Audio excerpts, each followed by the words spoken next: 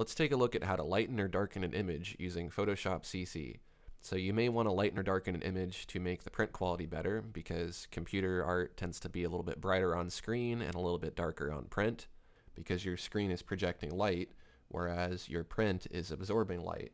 So more often than not, if you have a piece that looks really good dark on screen, it's going to be way too dark when you print it. So you're going to have to save a copy of that artwork and lighten it a little bit.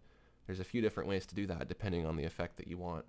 With your image open in Photoshop, you can click down here to make an adjustment layer, and you can choose levels. This is one way to do it.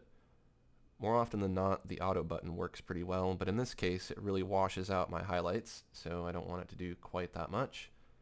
So I can move this middle slider to adjust the mid-tone point. We can turn this effect on and off with the eyeball to see the before and after. And now there's a slight brightening of everything, and if I print this, chances are it's probably going to come out a bit clearer. Let's take a look at another example here. This is another piece that happens to print out too dark when I print it. So let's take a look at another way to make it lighter. We'll add an adjustment layer again. We'll select curves. Curves works very similar to levels, except you get this curve here. We can click auto. Same thing, it does a little too much. So we can move this little center point around until we get the point that we want. That looks pretty good there. You can lighten or darken it with this top node here. But you don't want to go too far, because if you add too much dark or too much light, you're subtracting, you're eating away at your color and removing from it. You also have to be careful, because you might see some areas here that looked fine when they were in a dark area, but now they really stand out, like this cat's butt here. There's way too sharp of edges on it, and I would have blended that had I known it was going to be a bit lighter. You can see the crease in the tail here too.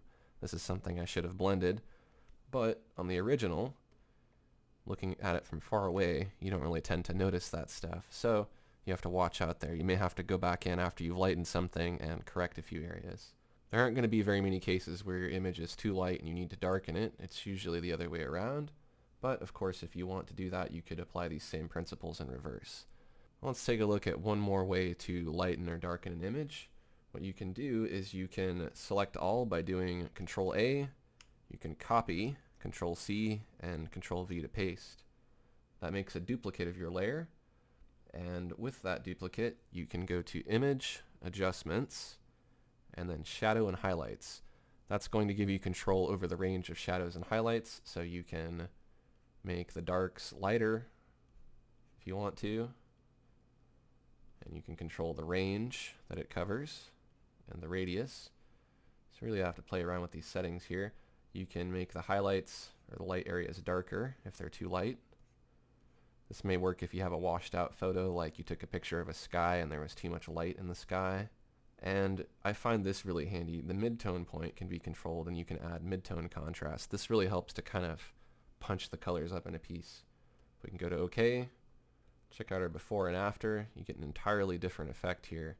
It makes some of these areas that were too dark more visible without washing out the whole piece, and it really makes the contrast on this pop out. You can of course reduce the opacity of that layer and find a blend between the two, and more often than not I find myself doing that. So that's how you can lighten or darken an image using Photoshop CC.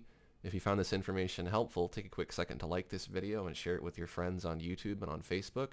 And don't forget to click the subscribe button to see more of my new videos as I release them. Thanks for watching, and I'll see you next time.